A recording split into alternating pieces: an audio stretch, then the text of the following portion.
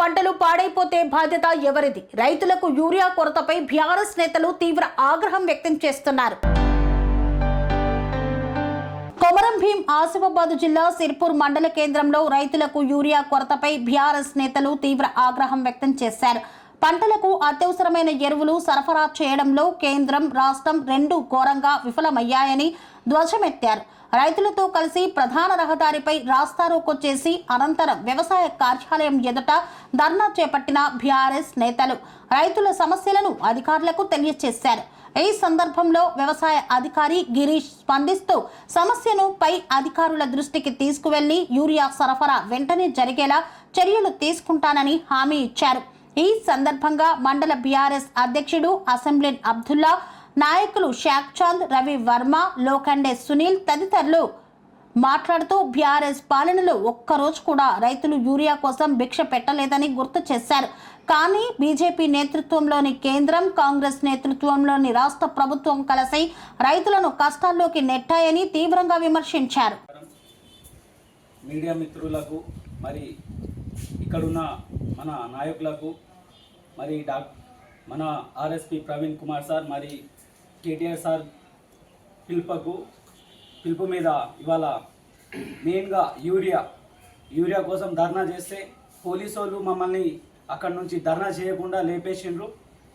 ఇంకా ఏంటంటే వాళ్ళకు ఉన్నది ఏంటంటే యూరియా మనకు ఎవరైతే ఫార్మర్స్కి యూరియా దొరుకుతలేదు, దాని గురించి అసలు పట్టించుకుంటలేరు. కానీ కాళేశ్వరంలో కుంగిపోయిన పిల్లల్ని, దేశాన్ని ఎట్లా బదనాం చేయాలి, ఎట్లా ఇది చేస్తే అసలు ఈ బీఆర్ఎస్ పార్టీని మొత్తం నాశనం చేసేయాలి అనేది ఒక్క ఉద్దేశం తప్ప ఆయనకు సీఎంగా అసలు ఆయనకు చిత్తశుద్ధి కూడా లేదు. ఆయనకు అసలు ఫార్మర్స్ని అసలు పట్టించుకోవట్లేదు. ఆయనకు అసలు ఇప్పుడు ఈ వారం రోజుల మాకు సిర్పూర్ మండలంలో యూరియా రాకపోతే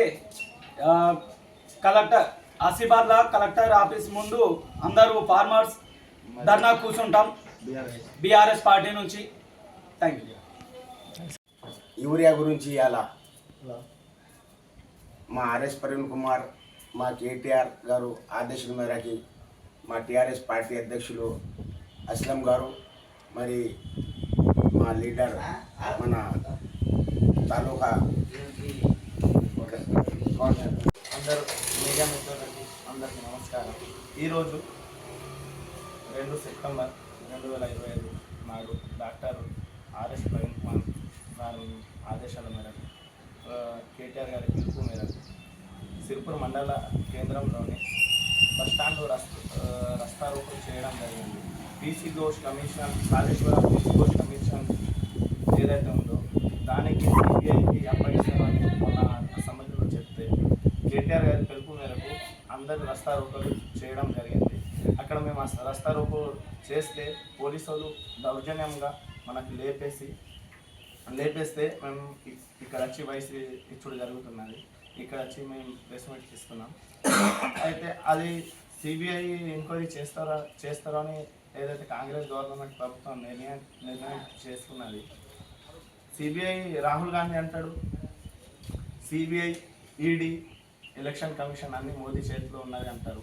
కానీ ఇక్కడ రేవంత్ రెడ్డి మాత్రం మళ్ళీ సిబిఐ దగ్గరనే పోతున్నారు. అంటే ఇది కాంగ్రెస్ పార్టీ మళ్ళీ బీజేపీ పార్టీ ఒక కుట్ర, బీఆర్ఎస్ పార్టీని బద్నాం చేయాలని, ఒక కాళేశ్వరంని ముద్ద తీసుకొని బద్నాం చేయాలని కుట్ర చేస్తున్నారు తప్ప వేరేది ఆ కాళేశ్వరంలో ఏం లేదు. అవినీతి జరిగితే ఆ పీసీ ఘోష్ కమిషన్లో 600 పేజీలలో ఎక్కడ కూడా అవి పిల్లర్ అది కుంగిపోయింది. అది ఎట్లా కుంగిపోయింది ఏమని దాని మీద ఏం కూడా ప్రశ్న లేదు. అది ఇన్వెస్టిగేషన్ పూర్తిగా చేయలే. అవి చేయకుండానే సిబిఐకి అప్పగిస్తా అంటున్నారు.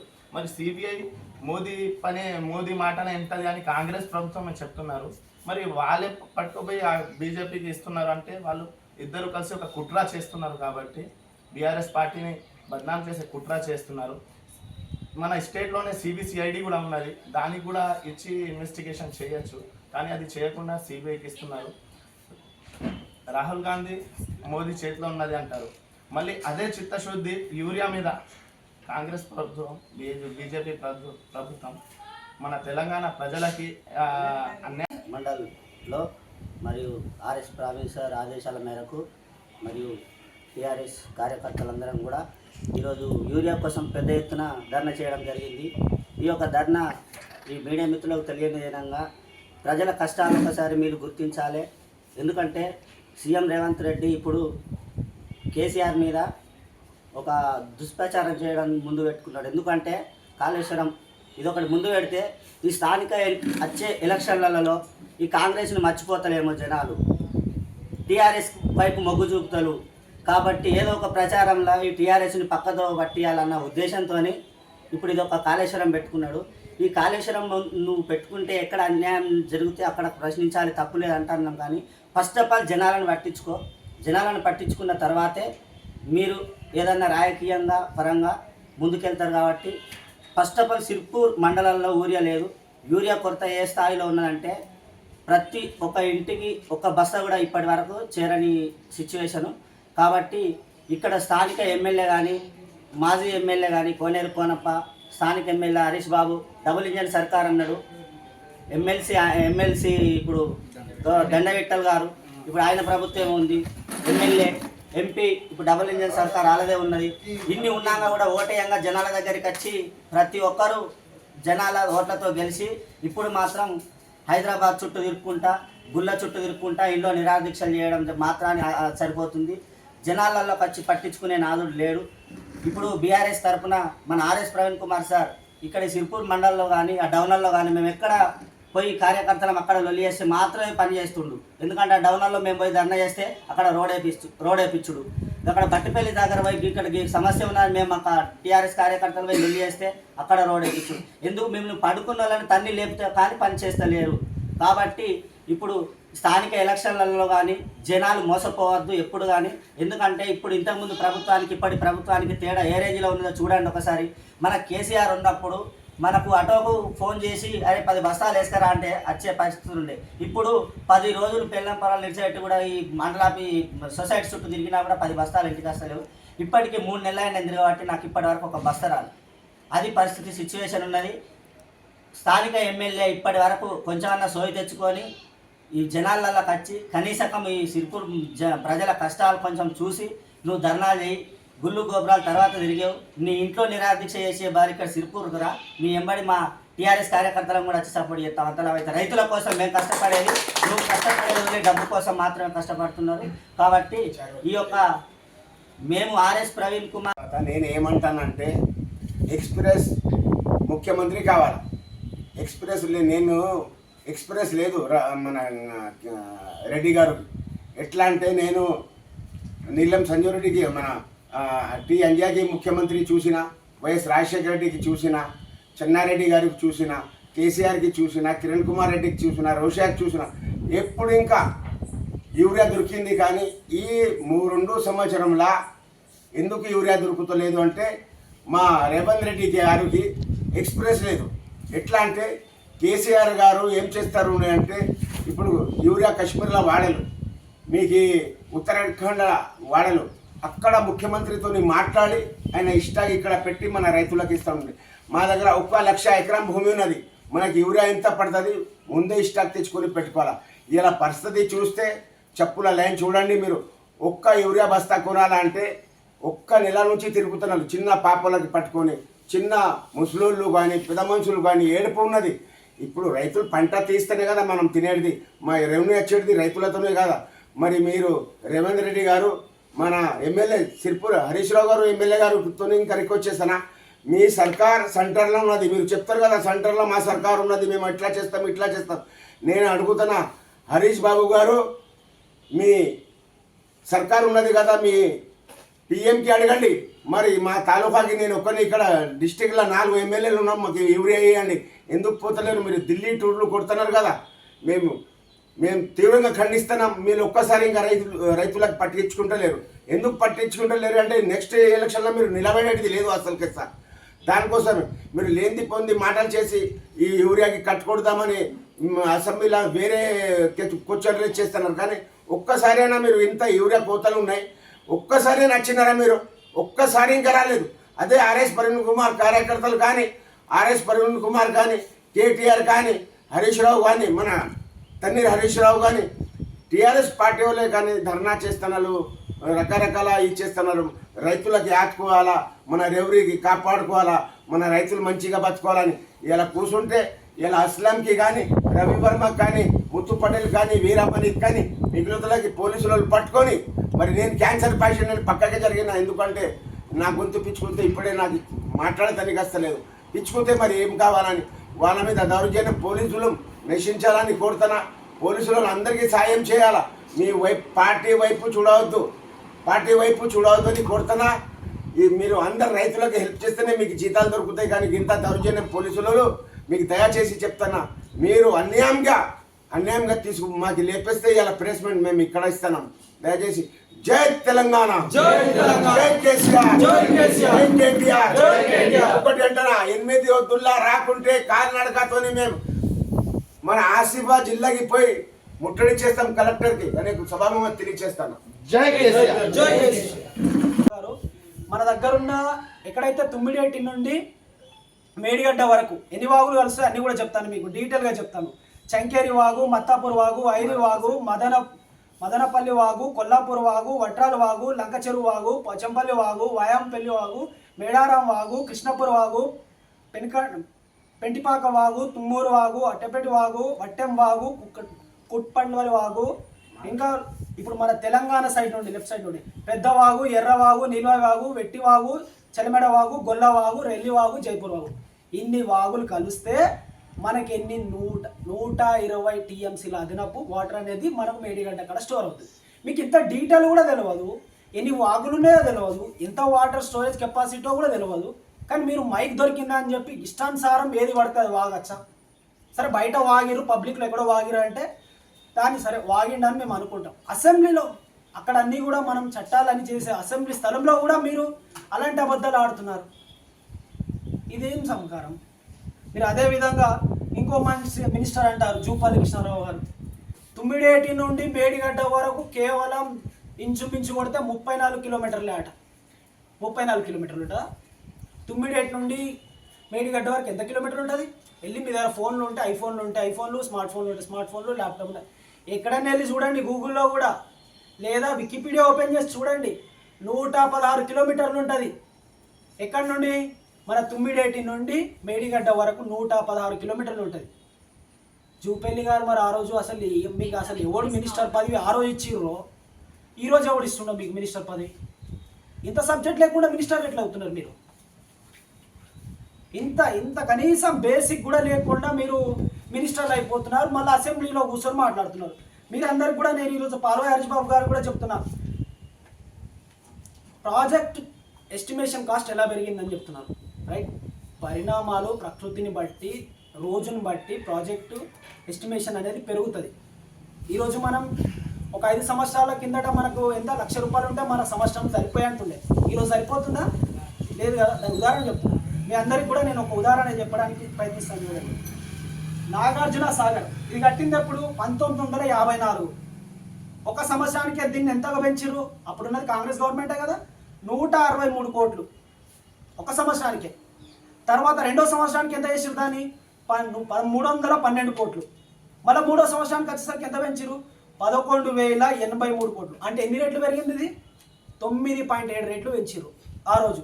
ఇది ఎప్పుడు లెక్క? 1954లో. 1950 మన యూరియా మీద ఎందుకు చూపెట్టలేరు? యూరియా సిర్పూర్ మండలంలో ఒక నెల క్రితం ఒక లోడ్ వచ్చింది ఉండే. ఒక నెల క్రితం ఒక లోడ్ వస్తే ఆ లోడ్లో 10 నుంచి 15 మంది రైతులకి సరిపడతలేదు. మా కార్యకర్తనే ఒకరు ఉన్నారు, జిల్లా రాజేష్ అని. ఆయన ఒక నెల క్రితం టోకన్ తీసుకున్నారు, ఇప్పటి వరకు నడుచుకుంటూనే ఉన్నాడు. కానీ యూరియా ఇప్పటి వరకు ఇస్తలేరు. అదేవిధంగా అలాంటి ఎన్నో ఇంకా రైతులు ఉన్నారు. ఇప్పుడు అలాంటి బాగా రైతులు ఉన్నారు. వాళ్ళకి ఇప్పుడు రైతు టోకన్ ఎప్పుడు ఇస్తారు? మరి మొత్తం వరి అయినాక ఇస్తారా? మళ్ళీ పత్తి అయినాక ఇస్తారా? అవి మేము ప్రభుత్వం డిమాండ్ చేస్తున్నాం. త్వరలోనే యూరియా అందించాలని డిమాండ్ చేస్తున్నాం. లేని చోట బీఆర్ఎస్ పార్టీ తరఫున కలెక్టర్ ఆఫీస్ని ముట్టడి చేస్తాం. మరియు ఈ పీసీ ఘోష్ కమిషన్ కూడా ఉన్నది కదా, దీన్ని మేము తీవ్రంగా ఖండిస్తున్నాం. ఆ సిబిఐకి ఏదైతే అప్పగిస్తా అంటున్నారు కేసుని, దాన్ని మేము తీవ్రంగా ఖండిస్తున్నాం. ఆ పీసీ ఘోష్ కమిషన్ పేపర్లని కూడా కాలపెట్టి ఆ బురదలో వేసే పని కూడా చేస్తాం. అవి ఒక బెస్ట్ కమిషన్ ఉన్నది, అది పీసీ ఘోష్ కమిషన్ కాదు, కాంగ్రెస్ కమిషన్ అని మేము బహిరంగానే చెప్తున్నాం. మరియు ఈరోజు డాక్టర్ ఆర్ఎస్ ప్రవీణ్ కుమార్ గారి ఆదేశాల మేరకు ఇచ్చేసిన టీఆర్ఎస్ కార్యకర్తలకు అలాగే మీడియా వారికి కూడా ఉద్యోగపూర్వకంగా ఆహ్వానిస్తున్నాను. అదేవిధంగా మేము మొన్న జరిగినటువంటి పీసీ ఘోష్ కమిషన్ మీద అన్నీ చూస్తూ ఉన్నాం అసెంబ్లీలో. అది ఆ పీసీ ఘోష్ కమిషన్ చూస్తూ ఉంటే అది పీసీ ఘోష్ కమిషన్ కాదు, అదొక ట్రాష్ గ్యాస్ కమిషన్. ఎందుకు చెప్తున్నామంటే ఇందాకే మేము అందరం కూడా ఆలోచించాం, అన్నీ చూసాం పీసీ ఘోష్ ఏం చెప్తుందని. చూస్తే దాంట్లో ఎక్కడ కూడా ఒక ప్రశ్న అనేది క్లియర్గా లేదు. కేవలం ఆల్రెడీ ముందే రేవంత్ రెడ్డి గారు ఆన్సర్లు అనేవి ప్రిపేర్ చేశారు, వాటికి క్వశ్చన్లు మాత్రమే పీసీ ఘోష్ అడగాల్సిన అన్నట్టు ఉంది ఆ వ్యవస్థ మొత్తం. ఆ క్వశ్చన్ అన్నీ కూడా 600 పేజీలు ఏదైతే ఉందో దాంట్లో ప్రతిదీ కూడా రేవంత్ రెడ్డి స్క్రిప్టే ఉంది. దాంట్లో భాగంగానే వీరందరూ కూడా అసెంబ్లీలో చూస్తూ ఉన్నాం. మొన్న మేమంతా కూడా కాళేశ్వరం కూలిపోయింది, కాళేశ్వరం మొత్తం అవినీతి జరిగిపోయింది అని చెప్తా ఉన్నారు. కాళేశ్వరం అంటే మేడిగడ్డలో ఒక్క పిల్లరా? నేను అందరిని అడగదలుచుకుంటున్నాను. కాళేశ్వరం అంటే మేడిగడ్డలో ఒక పిల్లరా? కాళేశ్వరం అంటే అదొక పెద్ద 100 కాంపోనెంట్. దాంట్లో ఏదైతే మేడిగడ్డ పిల్లర్ నంబర్ 20 అదొక చిన్న కాంపోనెంట్, అది కుంగిపోయింది. సరే, మీ అందరికి కూడా మీడియా మిత్రులు అందరికీ కూడా దాని మీద ఒకసారి ప్రతి ఒక్కటి డీటెయిల్గా చెప్పడానికి ప్రయత్నం చేస్తాను. కాళేశ్వరం అంటే 3 బ్యారేజ్లు, 15 రిజర్వాయర్లు, 19 సబ్స్టేషన్లు, 21 పంప్ హౌస్లు, 203 కిలోమీటర్ల సొరంగాలు, 1531 కిలోమీటర్ల గ్రావిటీ కెనాల్, 98 కిలోమీటర్ల ఫ్రీజ్ మెయిన్స్, 141 టీఎంసీల స్టోరేజ్ కెపాసిటీ, 500 మీటర్ల ఎత్తుకు లిఫ్ట్ చేయడం, 240 టీఎంసీల నీటి వినియోగత. ఇంత పెద్దగా ఉంది దాంట్లో. అదేవిధంగా ఈరోజు మొన్న జరిగిన అసెంబ్లీలో కొంతమంది మినిస్టర్లు, జూపల్లి కృష్ణారావు గారని లేకపోతే పొంగులేటి గారు కానీ, వీరందరూ కూడా అప్పుడు ఎక్కడున్నారు? సో వీళ్ళందరూ కూడా ఒక ప్రాజెక్ట్ కట్టాలంటే క్యాబినెట్ అందరం కూడా నిర్ణయం తీసుకుంటాం. మరి ఆ రోజు ఉన్నది క్యాబినెట్లో ఎవరు? జూపల్లి గారి. మరి ఆ రోజు ఏం చేశారు మీరు? సిగ్నేచర్ ఎవరిని కళ్ళెడ పెట్టుకొని పెట్టారు? ఆ రోజు మీరే కదా క్యాబినెట్లో సైన్ చేసింది, ఈ ప్రాజెక్ట్ అంతా కూడా బాగానే ఉందని. ఆ రోజు సైన్ పెడతారు, ఈరోజు మళ్ళీ క్వశ్చన్ చేస్తారు. మీ తెలివి ఆ రోజు ఎటుపోయింది నేను అడుగుతున్నాను. అదేవిధంగా పొంగులేటి గారు, మీరు కూడా అంటున్నారు, మీరందరూ కూడా మీ ట్విట్టర్ అకౌంట్లో మేము చూసాం, మీరందరూ కూడా ప్రెస్ మీట్లు ఇచ్చారు. అదేవిధంగా చాలామంది మినిస్టర్లు ఉన్నారు, దాంట్లో మీ అందరికీ కూడా ఎగ్జాంపుల్ చూపిస్తా. ఈరోజు మన ఇక్కడున్న డాక్టర్ పాల్వాయి హరీష్ బాబు కూడా చెప్తా ఉన్నారు, వచ్చి కాళేశ్వరంలో మేడిగడ్డ నుండి మన కాళేశ్వరం వరకు ఎటువంటి ఉపనదులు కలవాలి? రైట్, ఉపనదులు కలవవు. అసలు నదులలో వాటర్ ఎలా వస్తుంది? వాగులు కలిస్తే నదుల్లో వస్తాయి, నది వెళ్ళి సముద్రంలో కలుస్తాయి. ఇది కదా మనకున్న రివర్ సిస్టమ్. సో మీరందరూ కూడా నేను చెప్తున్నాను, పాల్వాయి హరీష్ బాబు గారు అంటారు కాళేశ్వరంలో ఎటువంటి ఉపనది లేదు, మన తుమ్మిడేటి నుండి మేడిగడ్డ వరకు అని చెప్పారు. రైట్, లేదు, ఉపనది లేదు, కానీ వాగులు ఉన్నాయి. మరి మన పాల్వాయి హరీష్ బాబు గారికి వాగులు ఏం తెలుసు అంటే, ముడ్డి పక్కనున్న మన పెద్దవాగు ఒకటే తెలుసు, ఎర్రవాగు ఒకటే తెలుసు, ఈ రెండే తెలుసు ఆయనకి. అంత రేటుని అంటే అంతకు మించి పెంచారంటే అంటే ఆ రోజు మీకు తెలియలేదా ప్రాజెక్ట్ కాస్ట్ ఎట్లా పెరిగిందో? అదేవిధంగా ఎగ్జాంపుల్ మరోసారి శ్రీరామ్ సాగర్ 40 కోట్ల అంచనా వేసుకున్నారు. మొదటి సంవత్సరానికి అది 1500 కోట్లకి వెళ్ళిపోయింది. రెండో సంవత్సరం వచ్చేసరికి అది 4000 కోట్లకి వెళ్ళిపోయింది. అదేవిధంగా మళ్ళీ జూరాల అయితే 70 కోట్లతో స్టార్ట్ చేశారు 1980లో. దాన్ని మళ్ళీ మొదటి సంవత్సరంలో ఎంత పెట్టారు? 204. మూడో సంవత్సరంలో 1200, మూడో సంవత్సరంలో 1815 కోట్లు, అంటే ఆల్మోస్ట్ అది 25. శ్రీరామ్ సాగర్ 107 రేట్లు పెరిగింది. అంటే కాస్ట్ ఎట్లా పెరుగుతుంది? సమయాన్ని బట్టి, సంవత్సరాన్ని బట్టి, అక్కడ ఉన్న పరిణామాలని బట్టి కాస్ట్ పెరుగుతూ ఉంటుంది. అదేవిధంగా ఈరోజు మంత్రులు కూడా అసలు కాళేశ్వరం దేనికి కూడా పనికి రాలే అంటున్నారు. మీరందరూ కూడా చూడండి, మనకు ఆడ కొన్ని టన్నులు, మనకు ఒకసారికి వరి అనేది 1,00,000 మెట్రిక్ టన్నులు పడితే కాళేశ్వరం అయిన తర్వాత అది 4 లక్షల మెట్రిక్ టన్నులు అయింది. ఒక్కొక్కటి 4 లక్షల మెట్రిక్ టన్నులు అయినాయి వరి. రైతులు కనిపిస్తలేరా మీకు అక్కడ? అదేవిధంగా కేంద్ర మంత్రి మన నితిన్ గడ్కరీ గారు చెప్పారు. ఏమని హైదరాబాద్ తాగునీటి సమస్యకు కాళేశ్వరం ప్రాజెక్టు ద్వారా పరిష్కారం లభించింది. ఇది ఎంతో సంతోషకరం. మరి నీవోని పోయి అడగండి, పోయి మీ నితిన్ గడ్కరీ గారిని అడగండి, సార్ మరి ఏంది కాళేశ్వరం మేము కూలిపోయింది అంటున్నాం, మరి మీరు ఎట్లా అంత హైదరాబాద్కి నీరు అందిందని అంటున్నారు, ఇలా అడగండి. అలాగే మన కోమటిరెడ్డి వెంకటరెడ్డి గారు మీ కూడా ఉన్నాయి, మీ రేవంత్ రెడ్డి గారు కూడా, మీ నాయకుడు అయినటువంటి చంద్రబాబు గారు కూడా కాళేశ్వరం చాలా గొప్పదని చెప్పి ఆ రోజు ఆయన ఒక బహిరంగ సభలో చెప్పారు. ఇలా మీ అధినాయకులు అందరూ కూడా కాళేశ్వరాన్ని మెచ్చుకుంటే తెలంగాణ రాష్ట్రంలో ఉన్న మీకేమైంది? అంటే మీకు ఎంతసేపు కాళేశ్వరాన్ని మీరు దాన్ని రిపేర్ కూడా చేయకపోతుంది, అది జస్ట్ ఒక 500 కోట్లు ఎంతో ఓట్లు వేస్తే అది రిపేర్ అయిపోతుంది, దానివల్ల మనకు ప్రజలకు నీళ్ళు అందించు. మీకు అలా లేదు. మీకు ఏముందంటే మీ ఆలోచనలో ప్రాజెక్ట్ అక్కడి నుండి మొత్తం కూలిపోవాలా, కూలిపోయిన తర్వాత కేసీఆర్ మీద తీసుకెళ్ళి అన్ని ఇందేయాలా, ఇగో కాళేశ్వరం మొత్తం కూలిపోయిందని. కాళేశ్వరంలో కుంగింది ఒక్క కాంపోనెంట్, ఒక్క పిల్లర్ మాత్రమే. దయచేసి ప్రజలందరూ కూడా దీన్ని గమనించాలా. ఒక్క కాంపోనెంట్ని పట్టుకొని కాళేశ్వరం మొత్తం కూలిపోయిందని చెప్పి మీరు దుష్ప్రచారం చేస్తున్నారు. అది కరెక్ట్ కాదు. అది మన కాంగ్రెస్ అయినా బీజేపీ అయినా మీరు ఒకసారి మీ అందరికైనా మీకు ఎవరికైనా డాక్యుమెంట్ కావాలంటే నేను అన్ని ప్రపోజల్తో అన్ని డాటా కూడా ఇస్తాను. దయచేసి మీరు అందరూ కూడా ప్రజలారా గమనించాలా. కాళేశ్వరం అనేది కూడా చాలా ఏదైతే నిజామాబాదు, మెదక్, రంగారెడ్డి, ఆదిలాబాద్ వీటన్నిటికి కూడా వాటర్ అందుతుంది.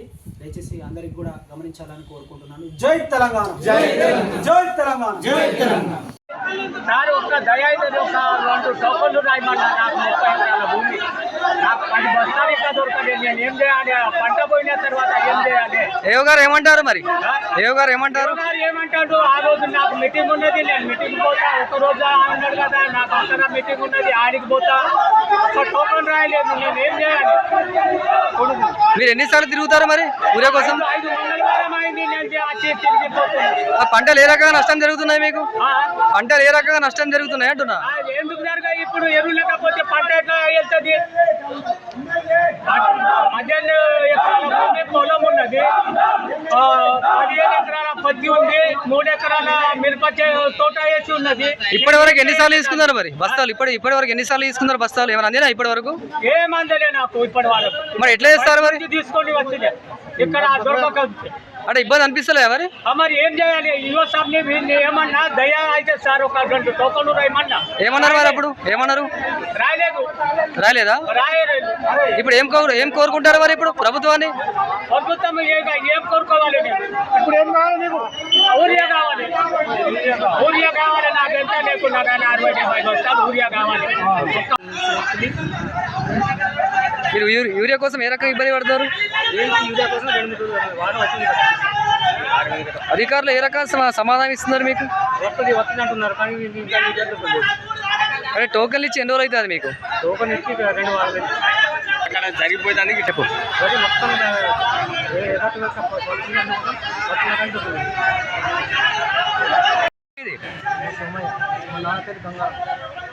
ఎట్లా ఊరియా కోసం ఏ రకంగా ఇబ్బంది పడతారు? అధికారులు ఏమంటారు మరి? అధికారులు అంటే ఏమంటారు అంటే అంటే టోకెన్లు అందినాయా మీకు? టోకెన్లు అంది ఎన్ని రోజులు అవుతున్నది? ఒక్క టోకెన్ తీసుకున్నాం, 2 బస్సులు ఇచ్చాం, దానికి అంటే ఏ రకంగా ఇబ్బంది పడతారు? అదే ఊరియా లేదు, బీపీ లేదు. అంటే పంటలకు మరి ఏం వేస్తారు మరి? పంటలకు ఏ రకంగా వేసి మీరు ముందుకు సాగిస్తున్నారు? నేను తెచ్చుకున్నా, మళ్ళీ బయట తెచ్చుకున్నా కొన్ని బస్సులు. అంటే గవర్నమెంట్ నుండి మాత్రం మీకు అందట్లేదా? నాకు అందట్లేదు, నేను బయట తెచ్చుకున్నా. ఇప్పుడు అధికారులను గవర్నమెంట్ మీరు ఏం కోరుకుంటారు? అంటే 10 సార్లు 20 సార్లు అడిగినా తెచ్చుకోలేదు. అంటే మీరు ఏం కోరుకుంటారు గవర్నమెంట్ని? గవర్నమెంట్ మాకు మంచిగా ఉండాలి కానీ ఒకటి చెప్పండి, మనకు అందిస్తాను మంచిగా ఉండాలి లేదనేది కాదు, కానీ మనకు అందిస్తాను లేదు. శ్రీ అవధూతాశ్రమము, బోధానంద సత్యారామూర్తి ఆర్యుల గోసేవాశ్రమము మరియు వృద్ధాశ్రమము పడాల. ఆశ్రమములో గోసేవ, గోవుల దానము స్వీకరించుట, మీ నవగ్రహ దోషములు పోవుటకు గోపూజ చేయబడును. మూలికా వైద్యము, గోపంచగవ్య వైద్యము చేయబడును. యంత్రములు, తావీదులు ఇవ్వబడును. శాంతి హోమములు చేయబడును. మీ ఆత్మీయుల పుట్టినరోజు, పెళ్లి రోజు మరియు వర్ధంతి వంటి ముఖ్యమైన దినములలో గోసేవ లేదా అన్నదానం చేయదలిచిన వారు సంప్రదించండి. మా వృద్ధాశ్రమంలో ఖాళీలు కలవు. చేరదలిచిన వారు సంప్రదించండి. శ్రీ శ్రీ శ్రీ స్వామి బోధానందగిరి శ్రీ అవధూతాశ్రమము అయ్యప్ప స్వామి గుడి దగ్గర పడాల తాడేపల్లిగూడెం 2. Cell numbers 7981356374 96180 34138.